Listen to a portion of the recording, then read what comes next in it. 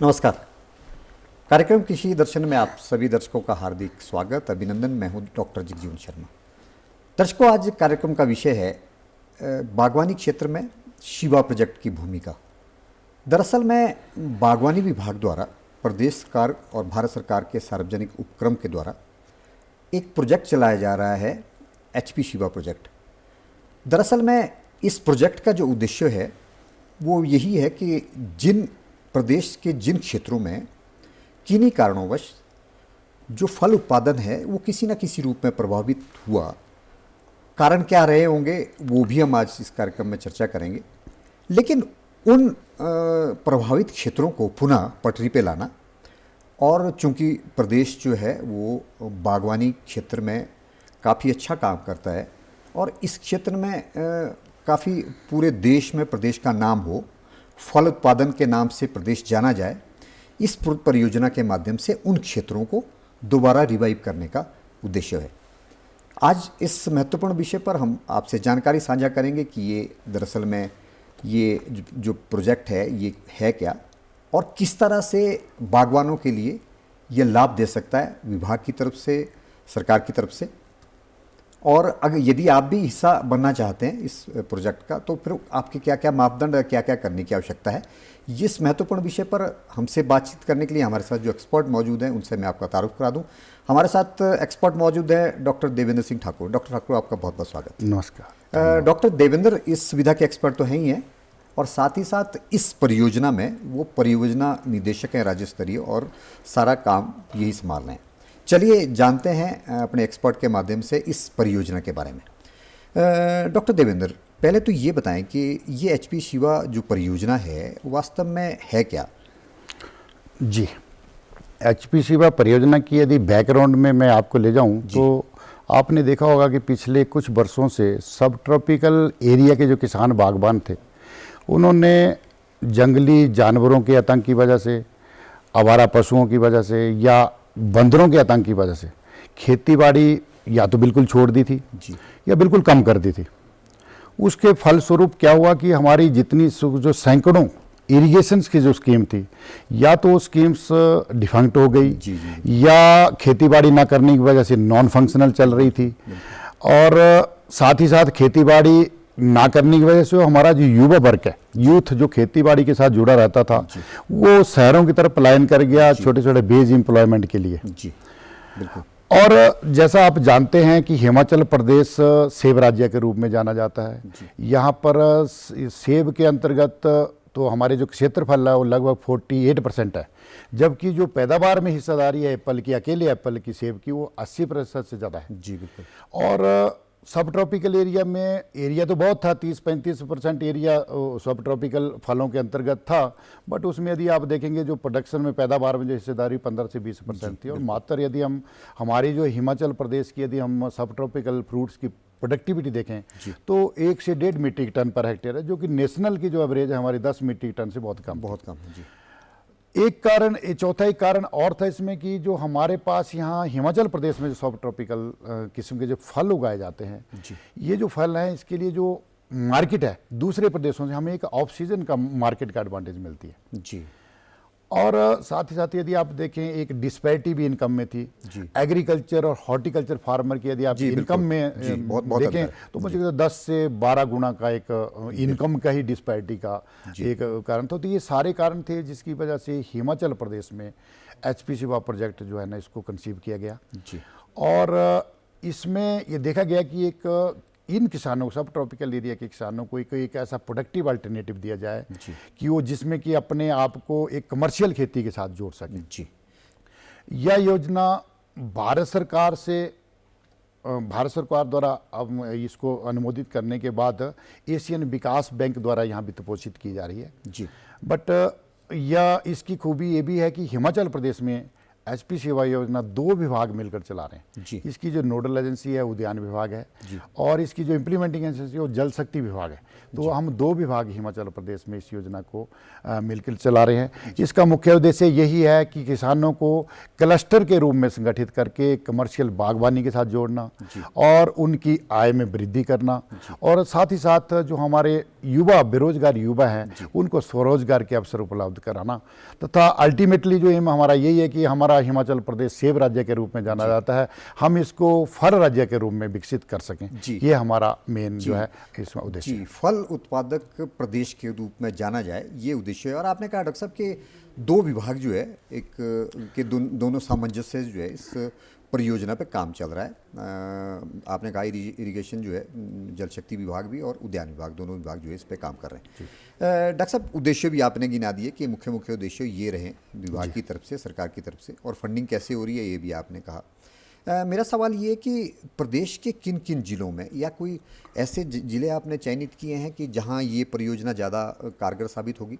बिल्कुल, पहले इसमें जो है ना, जो भी सब ट्रॉपिकल एरिया में फॉल करने वाले जो डिस्ट्रिक्ट्स हैं, जैसे हमारे 7 जिला हैं, इसमें हमने पहले फर्स्ट पेज में 7 जिलों को इसमें कवर किया गया। इसमें सिरमौर जिला है, सोलन जिला है, ऊना जिला है, बिलासपुर, हमीरपुर, मंडी और कांगड़ा। ज़्यादातर जो प्रदेश के जो निचले क्षेत्र हैं, बिल्कुल, तो क्या आपने जलवायु के हिसाब से बिल्कुल जो सब ट्रॉपिकल क्लाइमेट जिन जगहों पे हैं, जहाँ पे गर्म जलवायु वाले जो क्षेत्र हैं, उसी को इसमें लिए गए, क्योंकि इसमें जो फल है उनको भी उसी गर्म जलवायु वाले फलों को, उन्हीं फलों को इसमें जो है ना ज़्यादातर हम प्रयोग कर रहे हैं। और जैसा आपने कहा कि इसमें क्या क्या हम कार्य करते रहते हैं, इसमें बहुत सारी गतिविधियां हैं। इस प्रोजेक्ट के अंतर्गत लगभग 10 गतिविधियां हम करते हैं। यदि मैं मोटे तौर पे आपको कहूँ कि ये अपने आप में एक पूर्ण प्रोजेक्ट है, जो हम कहते हैं ना कि बीज से लेके बाजार तक। तो उस पूरे इसमें जो कंप्लीट प्रोजेक्ट है, सारी गतिविधियों को इसमें कवर करता है।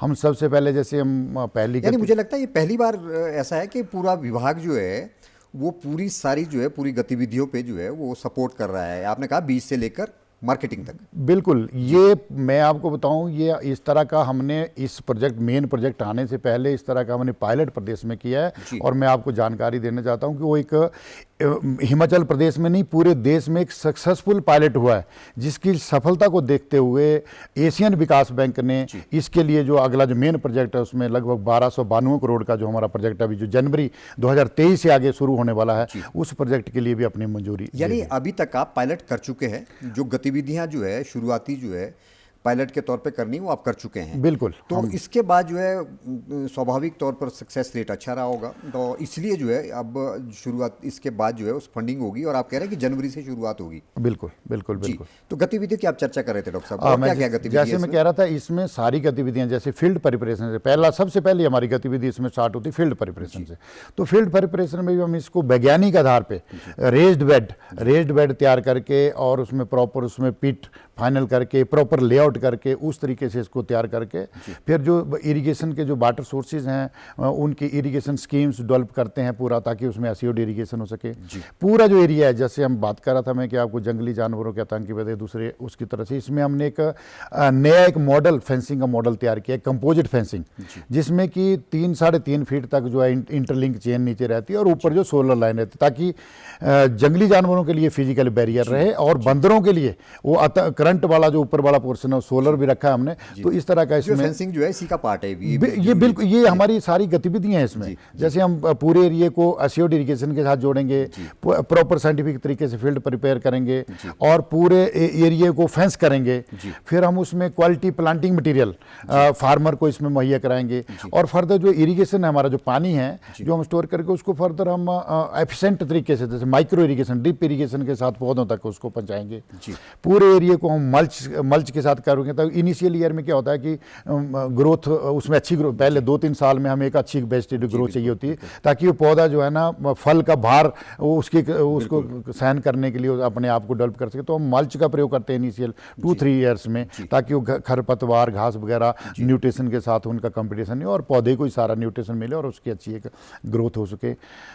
गतिविधि का पार्ट है जो आपने कहा, ये सारी गतिविधियां अप टू मार्केटिंग। बिल्कुल बिल्कुल। तो डॉक्टर साहब आप बात कर रहे थे बीच में क्लस्टर की बात कर रहे थे, तो ये क्लस्टर कैसे चयनित करते हैं आप, और किसान बागवान जो है उनको कैसे चयन उनका करते हैं, किस तरह से आवेदन लेते हैं और क्या प्रक्रिया रहती है? बिल्कुल, वैसे मैं आपको मोटे तौर पे बताऊं, क्राइटेरिया जो हमारा सिलेक्शन क्राइटेरिया है क्लस्टर का, वो मोटे तौर पे 5 क्राइटेरियाज हैं। जैसे कि सबसे पहला जैसे क्राइटेरिया है फार्मर का इंटरेस्ट, फार्मर की बिल्कुल स्वाभाविक है बिलिंगनेस, कि सबसे उनका पहला उनका इंटरेस्ट तो होना ही दूसरा जो हमारा है कि हमारी एक मिनिमम रिक्वायरमेंट रहती है एरिया की, जो लैंड है 10 हेक्टेयर तक, क्योंकि इकोनॉमिक फिजिबिलिटी 10 हेक्टेयर और इससे ज़्यादा का यदि आपका क्लस्टर बनता है तो उसकी एक बढ़िया इकोनॉमिक फिजिबिलिटी बनती है, जो कि जो जितनी फॉरेन फंडिंग प्रोजेक्ट है ये अपना एक क्राइटेरिया रहता है, इनका सेट क्राइटेरिया रहता है कि आप किस तरह का उसका IRR कितनी होनी चाहिए, कितने उस लेवल पे प्रोजेक्ट आपका रहना चाहिए, तो उसको नजर रखते हैं। मिनिमम इसमें 10 हेक्टेयर का हमने क्राइटेरिया रखा है, और उसको यदि कोई क्वालिफाई करता है और उसके बाद पेरेनियल सोर्स अवेलेबल है, पानी का सोर्स भी अवेलेबल, क्योंकि ये हाई डेंसिटी प्लांटेशन है, इसमें पानी हर चीज़ हम फर्टिगेशन सारा कुछ फर्टिलाइजर जो है आपका ड्रिप के माध्यम से रहेगा, और पानी आपको इसकी रिक्वायरमेंट एक सेट रिक्वायरमेंट है कि आपको 3 दिन के बाद 5 दिन के बाद मंथ टू मंथ वेरी करती है, वो सारी चीज़ें। तो एस्योर्ड इरीगेशन होना बहुत ज़रूरी है। तो या कोई डिफंक्ट स्कीम हो या कोई नॉन फंक्शनल स्कीम हो या नई स्कीम बनानी हो, सारा इसमें हम काम इसमें प्रोजेक्ट में सारा कार्य इसमें करते हैं। जी, तो डॉक्टर साहब आवेदन की क्या प्रक्रिया रहती है? जहाँ तक आवेदन की प्रक्रिया है, हमारे उद्यान विभाग के कार्यालय पंचायत स्तर तक है। हमारा जो हॉर्टिकल्चर एक्सटेंशन ऑफिसर है वो हॉर्टिकल्चर एक्सटेंशन सर्कल में बैठता है, वहाँ सर्कल से लेके विकास खंड से लेके जिला स्तर तक और इवन निदेशालय स्तर तक, प्रोजेक्ट लेवल तक भी कोई भी आदमी, कोई भी ग्रुप, कोई भी फार्मर का ग्रुप जो है जो इंटरेस्टेड है, वो जो इन सारे क्राइटेरिया को फुलफिल करता है वो अपने अप्लाई कर सकता है। और फिर हम इसको फर्दर फिर मेरिट, इसमें हमारा भी एक सिलेक्शन क्राइटेरिया है, अलग से एक चेकलिस्ट है, उसके अनुसार हम फार्मर को उसके सारे देखते हैं कि फार्मर की प्रिपेयरनेस कितनी है, उनकी बिलिंगनेस कितनी है, और सारी दूसरी चीज़ों को करता है। तो उस तरीके से हम इसमें मेरिट के हिसाब से, बिल्कुल मेरिट के, फर्स्ट कम फर्स्ट सर्व नहीं है, इसमें मेरिट के हिसाब से है। हम मेरिट बनाते हैं, जो जितना ज़्यादा इंटरेस्ट होगा, जैसे इसमें देखो लैंड के लिए। जी बिल्कुल, आपने कहा कि 5 क्राइटेरिया होने चाहिए, इंटरेस्ट तो सबसे पहले होना चाहिए, फिर क्लस्टर भी होना चाहिए। आपने कहा कि 10 हेक्टेयर तो चाहिए, बिल्कुल। तो एक ग्रुप जो है, ग्रुप ऑफ फार्मर जो है, वो किसानों का एक दल जो है, वो बागवानों का, जिसमें 10 हेक्टेयर जमीन बनती हो, तो वो कभी भी आवेदन कहीं भी कर सकते हैं। उद्यान प्रसार अधिकारी, उद्यान विकास अधिकारी, निदेशालय स्तर तक कहीं भी जो है वो आवेदन कर सकते हैं। डॉक्टर साहब, मेरा अगला सवाल ये है कि इस परियोजना में किन किन फसलों, किन किन फलों को जो है आप बढ़ावा दे रहे हैं? बिल्कुल, हमने बेसिकली, मैंने आपको कहा कि हम इसमें कमर्शियल हॉर्टिकल्चर की तरफ इस पूरे प्रोजेक्ट को बढ़ाना चाहते हैं। तो हिमाचल प्रदेश की जो सब ट्रॉपिकल एरिया की हमारी कमर्शियल क्रॉप्स क्या है, जैसे हमारे अमरूद, हर घर में अमरूद होता था, संतरा है, अनार है, लीची है, ये हमारी ऐसी मेन, और आम है, प्लम है, परसिमन है, पीकन नट है, ये हमारी 7-8 ऐसी फसलें हैं जो कि हर जगह आपको अवेलेबल है, हर घर में जानकारी होगी किस तरह। तो इन्हीं कमर्शियल क्रॉप पे ही हमने फोकस, कमर्शियल क्रॉप पे हमने फोकस किया। तो अभी हमने फर्स्ट फेज में इसमें 8 फसलें जो हैं उनको चयनित किया कि इन्हीं फसलों के ऊपर हम इसमें काम कर रहे हैं। जी, जिनका कमर्शियल भी अच्छा, कमर्शियल वैल्यू भी अच्छी, और जिसमें जो है ज़्यादा से ज़्यादा लाभ भी मिले बागवान को, बिल्कुल बिल्कुल, और फसल और अच्छे दाम भी मिले, और उसकी मार्केटिंग वैल्यू भी अच्छी हो। मतलब जो फ्रेश आपका टेबल पर, मतलब फ्रेश मार्केट में भी जा सके, और प्रोसेसिंग के लिए भी जिसका यूज हो, ताकि हमारा यदि फ्रेश मार्केट में प्रोड्यूस नहीं जाता तो उसको प्रोसेसिंग में भी उसका वैल्यू और वो ले सकें। जी डॉक्टर साहब, परियोजना के तहत जो वैज्ञानिक ढंग से जो उन्नत फसल जो किस तरह की नीति जो है आप अपनाते हैं? जी बिल्कुल जी, जैसे साइंटिफिक मेथड तो स्वाभाविक तौर से होना चाहिए। बिल्कुल, जैसे मैं आपको कह रहा था कि हमने एक पायलट किया, पायलट जो मैं कह रहा था, पायलट सिर्फ डेमोस्ट्रेशन नहीं किया, डेमोस्ट्रेशन के साथ हमने उस पायलट में पिछले 2 साल में स्टडीज़ की, डिफरेंट स्टडी। पहले हमने एक बेसलाइन सर्वे किया पूरी सब ट्रॉपिकल एरिया का, उसके बाद हमने इसके लिए एक वैल्यू चेन और मार्केट डेवलपमेंट स्टडी की पूरी। जी बिल्कुल, उस स्टडी के बाद नर्सरी डेवलपमेंट प्लान हमारी क्या रहनी चाहिए, उसके लिए हमने इसके ऊपर स्टडी की। और ये सारी स्टडीज़ करने के बाद हमने इसको पूरी स्टडी करने के बाद फिर हमने इसको डाला कि हमने इसको इसकी पैकेज ऑफ प्रैक्टिस की, हमें किस तरह की रिक्वायरमेंट रहेगी, क्योंकि हाई डेंसिटी प्लांटेशन पहले सब ट्रॉपिकल एरिया में इतने बड़े स्केल पे नहीं हुई है। एप्पल में हमारे पास हाई डेंसिटी प्लांटेशन 10-15 साल से हो रही है, बट सब ट्रॉपिकल एरिया में नहीं थी। तो उसकी हमने एक पैकेज ऑफ प्रैक्टिस डेवलप की पहले, कि ताकि किसान बागबान उसको देख के उसको फॉलो कर सकें। तीसरा, हमने इसी पीआर में, जो मैं पीआर मैं इसलिए उसको प्रोजेक्ट रेडीनेस फाइनेंसिंग हम कहते हैं, जो पायलट में कह रहा हूँ, तो उसी पीआरएफ में हमने एक सीएचपीएम में मैनुअल डेवलप किया जी। CHPM में मैनुअल का भी मैं अब आपको बताता हूँ CHPM में मैनुअल क्या है। ये CHPM में हुआ एक कम्युनिटी, जो हमारी एक कम्युनिटी लेवल पे जो क्लस्टर बना, community horticulture and marketing association. जी बिल्कुल। उस एसोसिएशन के लिए हमने एक ऐसा मैनुअल बना दी कि वो मैनुअल हमने पिछले 2 सालों में तैयार किया कि फार्मर क्लस्टर के साथ कैसे जुड़े, वो सारा उसमें क्या मेथडोलॉजी होगी, क्या उसकी अप्रोच होगी, क्या क्या उसकी रिक्वायरमेंट है, वो मैनुअल हमने तैयार किया। जी। और मैनुअल के बाद हमने साथ ही वाटर यूजर का भी एक मैनुअल बनाया प्रदेश में कि पानी का, जैसे इतनी बड़े स्केल पे आप हम कई जगह तो हमारे पास 25-25 हज़ार पौधा लगा है एक क्लस्टर में, 22 से 25 हज़ार पौधा इकट्ठा, और उसको मेंटेन करना, तो उसके लिए हमें एक वाटर यूजर एसोसिएशन की भी जरूरत पड़ती थी वहाँ लोकल की, और उनको वो सारी चीज़ें गाइडलाइन भी हमें देनी पड़ती थी कि कैसे आप इसको मैनेज करेंगे। वो सारे हमने मैनुअल इसी पायलट में जो मैं कह रहा था उसमें सब में तैयार कर रखे हैं। तो बिल्कुल ये वैज्ञानिक तरीके से किया हमने, शुरू से प्लांटेशन से लेके मार्केटिंग तक कंप्लीट हमने एक वैल्यू चेन इसकी डेवलप की है, उसी के बेस पे हम इस प्लांटेशन को कर रहे हैं। पूरे वैज्ञानिक तरीके से जो है आपने एक पूरा जो है खाका तैयार किया जी। और आपने पायलट किया, और पूरी संभावनाएं जो है तलाशने के बाद, पूरा होमवर्क करने के बाद जो है आपने कहा कि ये प्रोजेक्ट जो है अब जनवरी से फुल फेज में चलने लगेगा। बिल्कुल बिल्कुल। डॉक्टर साहब, मेरा अगला सवाल ये है जी, आप कुछ कह रहे थे। मैं ये कह रहा था कि ये प्रोजेक्ट जनवरी 2023 से दिसंबर 2028 तक चलेगा। अगले 5 साल की अवधि है इस प्रोजेक्ट की। तो 5 साल में हमें लगातार इसमें हमने इसको फेज कर दिया है कि पहले 2 साल में हमने कितने एरिया में प्लांटेशन करनी है। जैसे 23 और 24 2 सालों में हमने लगभग 4000 हेक्टेयर एरिया में प्लांटेशन का हमारा एक प्लान है। अगले 2 सालों में फिर हमारा 2000 हेक्टेयर का प्लांटेशन का प्लान है। इस तरह से हमने। जी डॉक्टर साहब, मैं उसी पे आ रहा था लक्ष्य पे कि आपने जो जैसे जनवरी से ये फंक्शनल जो है पूरी तरह से हो जाएगा, उसके बाद फिर जो है गोल क्या निर्धारित किया आपने? आपने कहा कि 5 साल तक है, लेकिन डॉक्टर साहब शुरुआती तौर पे अभी तक क्या स्थिति है? यानी लगभग कितने हेक्टेयर भूमि आप चयनित कर चुके हैं, कितने किसानों को जोड़ चुके हैं, और फिर अगले 5 वर्षों तक जो है क्या आपने एक गोल लक्ष्य रखा है? यदि मैं पहले का आपको बताऊं तो अभी तक हम ये जो हमने पायलट किया, पायलट के अलावा हमने जो भारत सरकार की कुछ स्कीमें हैं उनके साथ कन्वर्जेंस करते हुए लगभग 210 front line demonstration. Front line demonstration का मतलब हमारा भी छोटी कम्युनिटी के लेवल पे, क्लस्टर हो गया बड़े लेवल पे, वो छोटा 1 हेक्टेयर के लेवल पे 3, 4, 5 परिवार को इकट्ठा करके एक फ्रंट लाइन डेमोस्ट्रेशन। तो हमने 17 हमने PRF क्लस्टर बनाए, 210 हमने फ्रंट लाइन डेमोस्ट्रेशन लगा दिए। उसके बाद इस पिछले साल हमने लगभग 40 क्लस्टर और डेवलप किए। कुल मिला के हम 575 हेक्टेयर एरिया में अभी तक इस प्रोजेक्ट की जो प्लांटेशन है वो पूरे प्रदेश में कर चुके हैं। इतना हम कर चुके हैं, और आगे के लिए इस प्रोजेक्ट में हम 6000 हेक्टेयर एरिया टोटल इसमें कवर करने वाले हैं, जिसमें कि लगभग 15,000 किसान और बागबान परिवार जो हमारे वो लाभान्वित होंगे। और 5 साल में लगभग 65 से 70 लाख फल पौध रोपण होने वाला है। मतलब हाई डेंसिटी प्लांटेशन को यदि मैं पूरी को इसको लगाऊं तो 6000 हेक्टेयर में लगभग 65 से 70 लाख पौधा हम अगले 5 सालों में इस 6000 हेक्टेयर एरिया में लगाने वाले हैं। और उसको कार्यान्वित करने के लिए, उसमें सिंचाई करने के लिए 162 इरिगेशन की नई और पुरानी सारी स्कीमें हम डेवलप कर रहे हैं। जी। तो डॉक्टर साहब, उद्देश्य के तौर पर आपने कहा कि लगभग 15,000 परिवारों को जो है अब इसमें जोड़ने का लक्ष्य, और काफ़ी सारी भूमि जो एक तरह से बंजर पड़ गई थी, या फिर आपने कहा कि किसी कारण, वो किन्हीं कारणों कारण आपने गिनाए, वो फल उत्पादन जो है रुक गया था, थम गया था, और सिंचाई परियोजना जो है ठप पड़नी शुरू हो गई थी। तो उनको दोबारा जो है आपने संगठित करने का प्रयास किया, और इसको स्ट्रीमलाइन करके जो है वो दोबारा फल उत्पादन के तौर पे प्रदेश में इस क्षेत्र में जो आप जिले, आपने 7-8 जिले गिनाए, इसमें जो है एक क्रांतिकारी कदम उठाने का प्रयास आप कर रहे हैं। बिल्कुल। डॉक्टर साहब, मेरा एक अगर महत्वपूर्ण सवाल है, मार्केटिंग की अगर हम बात करें तो फल उत्पादन में ऑर्गेनाइज्ड मार्केटिंग का बहुत कमी है अभी तक। बिल्कुल। बहुत जगह में लोग फल उत्पादन कर लेते हैं, लेकिन फिर वही मार्केटिंग की दिक्कत आती है, कहाँ जाएं, कैसे जाएं। इस पे आप किस तरह से काम कर रहे हैं? यानी संगठित बाजार मार्केटिंग, जो ऑर्गेनाइज मार्केटिंग जो है, उसको कैसे आप देख रहे हैं? बिल्कुल, जैसे आपने डॉक्टर साहब कहा, ये हम मार्केटिंग एक सबसे बड़ा चैलेंज है हमारे पास। ये कोई भी हम प्रोड्यूस करते हैं उसके लिए सबसे बड़ा चैलेंज है। और यहाँ पे ये पहला अपने आप में प्रोजेक्ट है जिसमें एक मार्केटिंग के लिए एक कंपोनेंट, एक अलग से हमने कंपोनेंट रखा है, कंप्लीट कंपोनेंट इसमें मार्केटिंग। और इस प्रोजेक्ट की खूबी भी यही है कि इसमें कलेक्टिव प्रोडक्शन से लेके कलेक्टिव मार्केटिंग हमने करनी है, इंडिविजुअली नहीं है।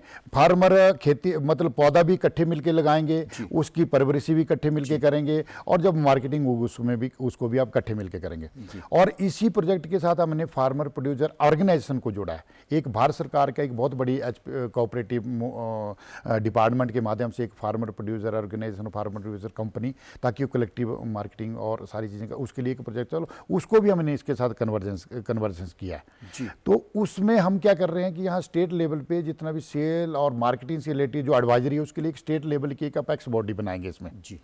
उस अपेक्स बॉडी में प्रदेश सरकार के जो विभाग जैसे एचपीएमसी है, मार्केटिंग बोर्ड है, या एग्रीकल्चर दूसरे डिपार्टमेंट जो मार्केटिंग में अपना रोल अदा कर रहे हैं, उन सब के अलावा मार्केटिंग के जो बिग प्लेयर्स हैं जो पूरे डोमेस्टिक और इंटरनेशनल मार्केट को जो लुकअप करते हैं, उन सब प्लेयर को इकट्ठा करके एक मल्टी स्टेक होल्डर सा प्लेटफॉर्म बना के उस प्लेटफॉर्म को यूज करते हम इसमें मार्केटिंग का हमने प्रावधान इसमें हम कर रहे हैं। हम इसमें दोनों online marketing, on farm marketing दोनों का प्रावधान इसमें करेंगे। और जितने भी हमारे किसान हैं, जो क्लस्टर के साथ जुड़े किसान हैं, उन सब किसानों की सबसे पहले तो हम कैपेसिटी बिल्डिंग के ऊपर ज़्यादा फोकस रहेगा। उनको पता रहना चाहिए कि हम मार्केटिंग कैसे कर सकते हैं, कहाँ कहाँ मार्केटिंग कर सकते हैं, और किस तरीके की हम मार्केटिंग इसमें अप्लाई कर सकते हैं। तो हम कैपेसिटी बिल्डिंग में उसमें पूरा प्रावधान कर रहे हैं।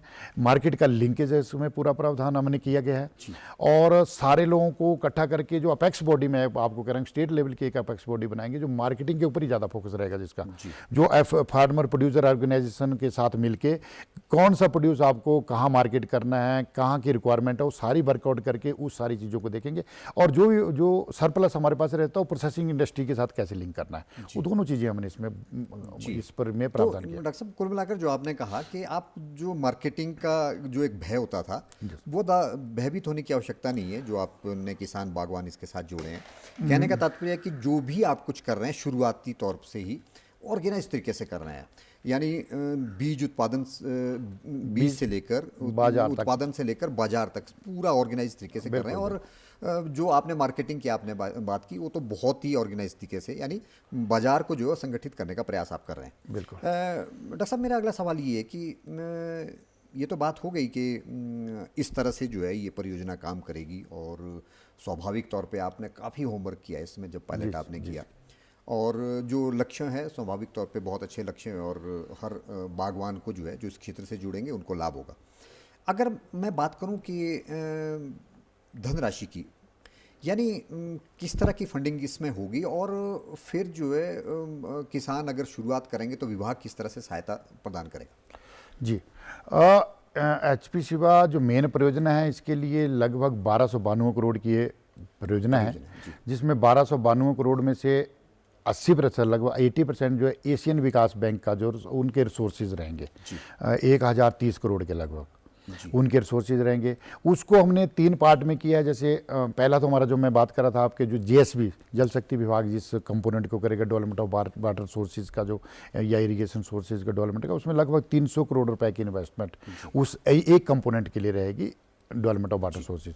और लगभग 675 करोड़ रुपए का हॉर्टिकल्चर, जिसमें हमारा फील्ड प्रिपरेशन से लेके फेंसिंग, प्लांटिंग, सारी एक्टिविटी हॉर्टिकल्चर की, प्लांटेशन की जो एक्टिविटी कवर हो जाती है, उसमें लगा हम 675 करोड़ के लगभग की इन्वेस्टमेंट उसमें रहेगी। और 75 करोड़ लगभग 75 करोड़ रुपया हमने मार्केटिंग के लिए, जो मैं कह रहा था आपको, मार्केटिंग एसेस के लिए रखा। मार्केटिंग के लिए आपने काफ़ी सारी धनराशि रखी है, और मार्केटिंग से भयभीत होने की आवश्यकता नहीं। डॉक्टर देवेंद्र, आप स्टूडियो में आए और इस प्रोजेक्ट के बारे में बहुत महत्वपूर्ण जानकारी आपने दी। आपका स्टूडियो में आने के लिए और महत्वपूर्ण जानकारी देने के लिए बहुत बहुत धन्यवाद। धन्यवाद। दर्शकों, इस आशय और विश्वास के साथ कि आज की जो चर्चा है उससे आप जरूर लाभान्वित हुए होंगे, और जो इस परियोजना का जो उद्देश्य है उससे आप जरूर जो है किसी न किसी रूप में जो समझ पाए होंगे, और इस परियोजना में भाग लेने के लिए आप जरूर जो है अपना पहल उठाएं और किसी भी उद्यान विभाग से आप संपर्क करें। अगले अंक में एक नए विषय और नए विशेषज्ञों के साथ आपसे फिर भेंट होगी। तब तक आप स्वस्थ रहिए, अपना ख्याल रखिए, और मुझे अपने होस्ट और दोस्त डॉक्टर जगजीवन शर्मा को दीजिए इजाज़त। नमस्कार।